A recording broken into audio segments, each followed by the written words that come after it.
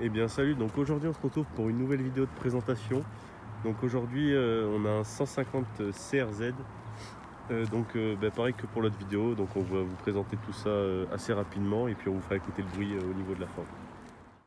Donc du coup niveau moteur on se retrouve avec un 150 cm3 4 temps, d'origine équipé d'un carbu de 27 avec une boîte 5. Donc là sur celle-là la première est en bas, donc ça fait plus on va dire vraie moto.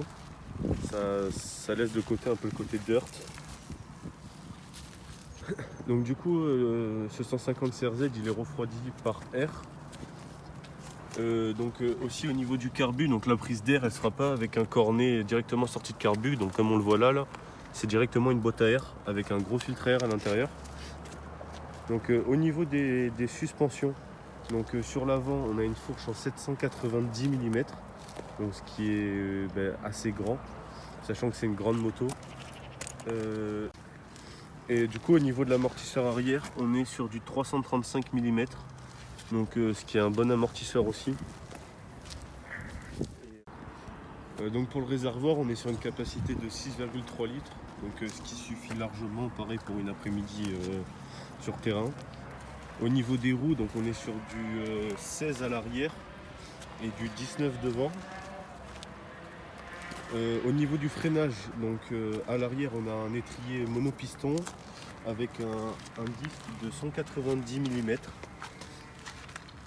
Et donc du coup forcément à l'avant on a du plus gros, on a du 230 mm au niveau du disque avec un freinage à double piston.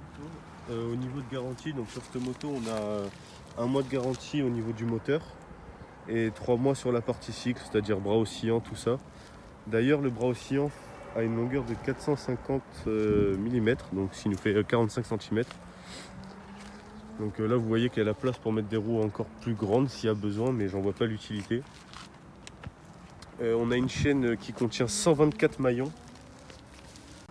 Du coup pour la mise en route on a deux moyens, donc on a le kick, comme sur une moto normale, et sur celle-là on a le démarreur électrique. Donc du coup pour la mettre en route au démarreur électrique il faut d'abord embrayer et on appuie sur le petit bouton jaune là.